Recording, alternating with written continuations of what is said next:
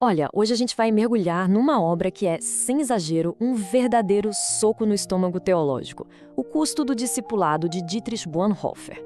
E já aviso, esse não é um livro escrito para agradar, sabe? Pelo contrário, ele foi feito para confrontar aquele cristianismo mais confortável, mais adaptado, e ele faz isso levantando uma questão que é absolutamente fundamental. E a pergunta é essa, tão simples e ao mesmo tempo tão incômoda. O que realmente significa seguir uma crença até as últimas consequências? Bonhoeffer não está aqui para dar respostas fáceis, não. A ideia é forçar uma reflexão bem profunda sobre aquilo que a gente realmente valoriza. Para a gente conseguir entender bem essa provocação, nossa análise foi dividida em 5 partes. Primeiro, a gente vai ver a ideia central de uma graça dividida. Depois, vamos entender o preço de seguir essa fé. Em seguida, o contexto histórico que moldou o livro, né? Daí a gente olha para os pontos fortes e também para as tensões da obra e, para fechar, as perguntas que ficam no ar. Então, bora lá! Então, tudo começa com a tese principal do livro. É uma distinção muito poderosa que ele faz e que basicamente define todo o resto do argumento dele. A tese do Bonhoeffer é direta, é quase brutal. Para ele, o maior perigo para a fé não vinha de fora da igreja, não. Vinha de dentro, de uma versão assim, diluída, sabe? Sem custo, que estava crescendo ali dentro e que ele deu um nome, graça barata. E aqui a gente consegue ver bem essa divisão. De um lado, o que seria a tal da graça barata.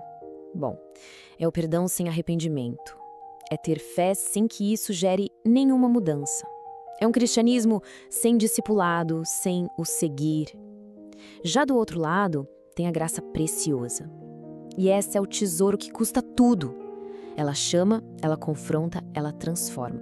Certo, e se a graça é preciosa, como ele diz, ela naturalmente vai levar a gente para uma ação. E essa ação, no pensamento de Bonhoeffer, tem um nome bem específico: discipulado. E o ponto central aqui é que discipulado, para ele, não é um curso que se faz. Não é um conjunto de ideias para aprender. Não, é um movimento, é um caminho. É a prática de andar atrás de alguém. Sabe, de alinhar a própria vida com a vida dessa pessoa. E isso significa obediência na prática, não só uma admiração de longe. E essa lógica dele é inseparável. Uma coisa leva a outra. Pensa só. A fé verdadeira, ela leva à obediência. E essa obediência praticada no dia a dia é o que ele chama de discipulado. Para Bonhoeffer, tentar separar essas 3 coisas é criar um tipo de fé que não existe na realidade. É uma ficção. Ok, mas de onde vem toda essa urgência? Por que essa mensagem soava tão radical na época? Para a gente entender isso, a gente precisa dar uma olhada no mundo em que o Bonhoeffer vivia. Porque as ideias dele definitivamente não nasceram no vazio de uma biblioteca, não. Essa linha do tempo aqui coloca tudo em perspectiva de um jeito muito forte. Olha só, em 1933, Hitler sobe ao poder na Alemanha. 4 anos depois, em 1937, o Custo do Discipulado é publicado. Isso no momento em que uma boa parte da igreja alemã estava se curvando para o poder político. E em 1945, Bonhoeffer é executado pelo regime nazista. A vida dele confirmou o que ele escreveu.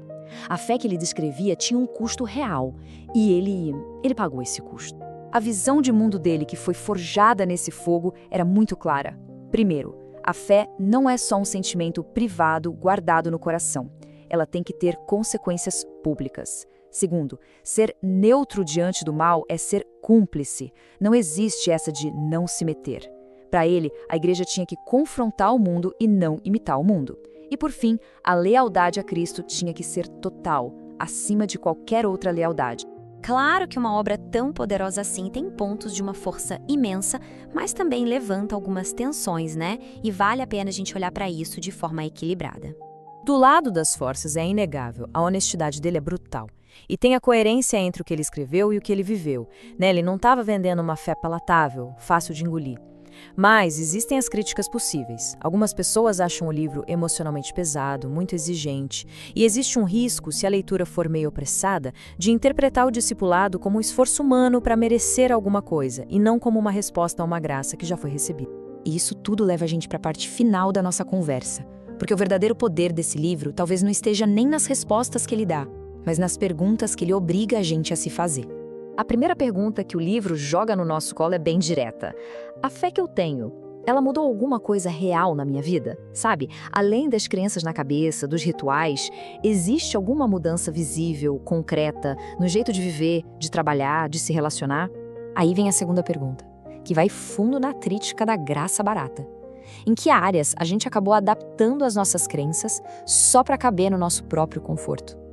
Onde foi que a fé foi moldada para não incomodar muito, para se encaixar direitinho num estilo de vida que a gente não tá afim de mudar? E para fechar, a pergunta que dá nome ao livro e que vai assim, direto ao ponto. Manter as minhas convicções me custou alguma coisa? Qualquer coisa? Perder status, oportunidades, amizades, segurança? Porque a lógica do Bonhoeffer é cortante. Uma fé que não custa absolutamente nada, talvez não valha nada também. No fim das contas, a grande sacada do livro é essa. Ele não é um manual, sabe? Não é um como ser um bom discípulo em 7 passos. Ele é um espelho. Um espelho que mostra o vão que existe entre aquilo que a gente diz que acredita e aquilo que a gente de fato vive. E essa é a síntese final, o resumo de tudo. A obra inteira é um chamado para a gente sair do lugar de espectador, de quem só admira de longe e entrar no caminho de quem segue. É uma proposta que, como Bonhoeffer defende, muda absolutamente tudo.